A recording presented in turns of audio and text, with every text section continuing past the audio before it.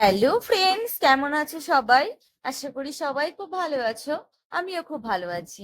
তো আজকে আমি একটু বাজারে যাচ্ছি, কিছু দরকার আছে ওর জন্য। তো বগলাতে যাচ্ছি।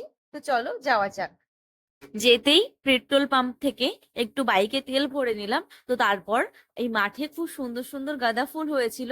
তো সেই ফুলগুলোই তুলে নিয়েছিলাম। খুব সুন্দর লাগছিল। তো তারপর আমার দিদির সাথে দেখা হয়ে গেছিল। অনেক দিন পর আমার দিদির সাথে দেখা হলো। তো দিদির সাথে খুব মজা করছিলাম। তো দিদি আর আমি খুব আনন্দ করতে করতে বাজারের দিকে যাচ্ছিলাম। তো বাজারে আমার কিছু কেনাকাটা ছিল। তো তার জন্যই যাচ্ছিলাম। সবাই মিলে খুব গল্প করছিলাম। তো দেখো ফুলগুলো আস্তে আস্তে কেমন হয়ে যাচ্ছে। তো চলো যাওয়া যাক বাজারের দিকে। পৌঁছে গেছি বাজারে। তো দেখো প্রথমেই ভগবানকে দর্শন করে নিলাম। তো দেখো পুজোর কালেকশন উঠেছে খুব সুন্দর সুন্দর, সেগুলোই দেখছিলাম। ভীষণ পরিমাণে ভিড় হয়েছিল। তো তারপর ওখান থেকে বেরিয়ে পড়েছি। আমার একটু সোনার দোকানে দরকার ছিল। তো আমি সেখানেই যাচ্ছি। চলো ভিতরে যাওয়া যাক। তো ভিতরে যাচ্ছি। এখানে ক্যামেরা অ্যালাউ নেই বলে ভিডিওটি আর করতে পারলাম না। তো তারপর দেখো এই পুতুলগুলো খুব সুন্দর লাগছিল। আমার পছন্দ হলো না বলে আমি ওখান থেকে চলে এসেছি। এসেই মোমো খেয়ে নিলাম 1 প্লেট। তো তারপর একটু শপিং মলে গেছিলাম। তো আমার কিছু কেনাকাটার ছিল। তো চলো ওপরে যাওয়া যাক। তো ওপরে এসেই প্রথমে আমার দাদার মেয়েদের জন্য কিছু ড্রেস দেখছিলাম। তো অনেক ড্রেস দেখছিলাম, সেরকম পছন্দ হচ্ছিল না। তো আমার দাদার মেয়েরা সব এক রকমের ড্রেস নেবে ভেবেছিল। তো সেটাই খুঁজছিলাম যে এক রকমের কিছু ড্রেস পাওয়া যায় নাকি। তো কোনো ড্রেসই সেরকম পছন্দ হচ্ছিল না। তো আমার এই দাদার মেয়ের জন্য ড্রেস ভালো লেগেছিল, সেটা নিয়ে রেখেছি। তো সেম কোয়ালিটির আরেকটা খুঁজছিলাম। তো সেগুলো ভালো লাগছিল না। দেখো আমার দিদির এই ড্রেসটা খুব ভালো লেগেছিল, বলছিল আমাকে কিনে দিতে। তো ওর গায়ে তো হবে না, ওটা বাচ্চাদের জিনিস। তো তার জন্য ওখান থেকে চলে আসলো। তারপরে ড্রেসগুলো খুব ভালো লাগছিল। তো সেগুলোই দেখছিলাম আমি আর আমার দিদি মিলে। তো দেখো এখানে অনেক ড্রেস রয়েছে, কিন্তু আমি সেম ড্রেস আর পাচ্ছিলাম না। তো তার জন্য আর ড্রেসটা নেওয়া হলো না।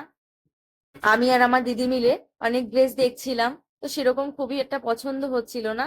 যেটা ভালো লাগছে সেটা সাইজে হচ্ছিল না, আবার যেটা সাইজে হচ্ছিল সেটা আবার ভালো লাগছিল না। তো তার জন্য ওখান থেকে নেমে আসলাম। নেমে এসেই নিচে একটু দরকার ছিল ছেলেদের কাউন্টারে। তো সেখানেই যাচ্ছি। তো চলো আমার ফ্রেন্ডদের একটা শার্ট কেনার আছে। তো সেটাই দেখতে যাচ্ছিলাম। তো চলো ওইদিকে যাওয়া যাক। ভীষণ পরিমাণে ভিড় হয়েছে।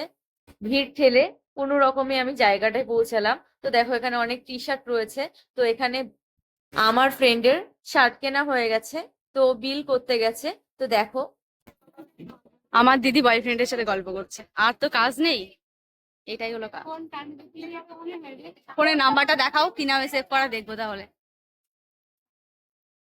দেখো ছেলেটাকেও দেখে নাও। এগুলো ব্লগে যাবে। কিচ্ছু করার নেই, বিদেশে আমার ব্লগে নেই। আর ওখানে বিল পেমেন্ট হচ্ছে, এখনো বিল পেমেন্ট হয়নি। তুই যেমন সেমনই তো লাগবে। তাই নাকি? আচ্ছা, তুই থোড়ি না ভালো। সেটাই তো, কিন্তু এতটা খারাপ না। অতটাও ভালো না যতটা ভাববি। তাই না? তুই বোন না শত্রু রে? যেটা ভাববি। দুশ্মন তুই আমার।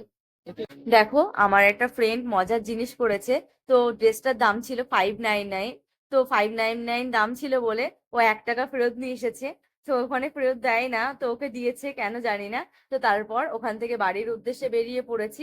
আর রাত হয়ে গেছে অনেক। এবার একটু ফুচকার দোকানে চলে এসেছি। এসে একটু ফুচকা খেয়ে নিলাম। তো এই দাদা খুব সুন্দর ফুচকা করে। তো এই দাদার কাছ থেকেই ফুচকা খাচ্ছিলাম। চলো ফুচকা খেয়ে আমার মার জন্য পার্সেল করে নিয়ে ফুচকা চলে যাওয়া যাক বাড়ির দিকে। তো দেখো এখানে আমাদের মা তারা রয়েছে। তো পার্সেল করা হয়ে গেছে। আজকের ভিডিওটি এই পর্যন্তই। যদি ভালো লেগে থাকে like, comment, share and subscribe করে যাবেন। Thank you for watching.